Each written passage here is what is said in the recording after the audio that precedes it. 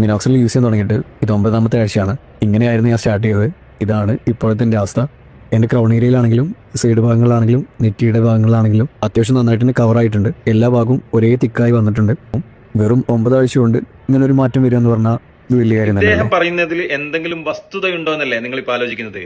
ഇദ്ദേഹം പറയുന്നത് ശരിയാണ്. മിനോക്സിഡിൽ യൂസ് ചെയ്ത് കഴിഞ്ഞാൽ താടിയും മുടിയൊക്കെ വരാൻ വേണ്ടിയിട്ട് സയന്റിഫിക്കലി പ്രൂവ്ഡ് ആയിട്ടുള്ള FDA അപ്രൂവ് ചെയ്തിട്ടുള്ള ഒരു മെഡിസിൻ ആണ് മിനോക്സിഡിൽ എന്ന് പറയുന്നത്. FDA എന്ന് പറയുന്നത് അമേരിക്കയിലെ ഫുഡ് ആൻഡ് ഡ്രഗ് അഡ്മിനിസ്ട്രേഷൻ, മെഡിസിനെ കുറിച്ചിട്ട് ആധികാരികമായിട്ട് പറയുന്ന അതോറിറ്റിയാണ് FDA എന്ന് പറയുന്നത്. പക്ഷേ മിനോക്സിഡിൽ യൂസ് ചെയ്യുന്നതിന് മുന്നേ ഞാൻ ഈ പറയുന്ന കാര്യങ്ങൾ പൂർണ്ണമായും കേട്ടതിന് ശേഷം മാത്രം നിങ്ങൾ മിനോക്സിഡിൽ സ്റ്റാർട്ട് ചെയ്യണോ വേണ്ടേ എന്ന് തീരുമാനിക്കുക. ഈ ഒരു മിനോക്സിഡിൽ എന്ന് പറയുന്നത് പണ്ട് കാലങ്ങളിൽ ആന്റി ഹൈപ്പർടെൻസീവ് ആയിട്ട് ബ്ലഡ് പ്രഷർ കുറക്കാൻ വേണ്ടി യൂസ് ചെയ്തിരുന്ന ഒരു മെഡിസിനാണ്.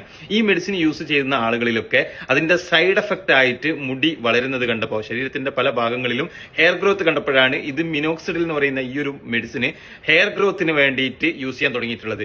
പക്ഷേ മിനോക്സിഡിലിന്റെ ആരും പറയാത്തൊരു വശം എന്നുള്ളത്, നമ്മളിത് സ്റ്റാർട്ട് ചെയ്ത് കഴിഞ്ഞാൽ എപ്പോഴാണോ സ്റ്റോപ്പ് ചെയ്യുന്നത്, സ്റ്റോപ്പ് ചെയ്ത് കഴിഞ്ഞാൽ ആ വന്ന മുടി കംപ്ലീറ്റ്ലി പോകും. അപ്പൊ നമുക്ക് പെർമനന്റ് ആയിട്ട് ലൈഫ് ടൈം യൂസ് ചെയ്യാൻ പറ്റുന്നുണ്ടെങ്കിൽ മാത്രമേ നമ്മളിത് തുടങ്ങിയിട്ട് കാര്യമുള്ളൂ. ഈ ഒരു കേസ് എന്ന് പറയുന്നത് കഷണ്ടിയുടെ കേസിലാണ്. അതേ സ്ഥാനത്ത് മറ്റുള്ള താടിക്ക് വേണ്ടിയിട്ട് അതല്ലെങ്കിൽ അലോപേഷ്യ ഏരിയേറ്റ പോലത്തെ മുടി റൗണ്ട് ആയിട്ട് പോകുന്ന കേസിലൊക്കെ നമ്മൾ മിനോക്സിഡിൽ യൂസ് ചെയ്താൽ ആ വരുന്ന മുടി അവിടെ നിലനിൽക്കും.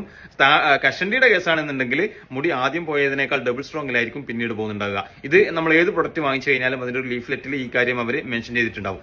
ഈ ഒരു ഇൻഫർമേഷൻ നിങ്ങളുടെ ഫ്രണ്ട്സിന് കൂടെ ഷെയർ ചെയ്ത് കൊടുക്കുക. Thank you so much.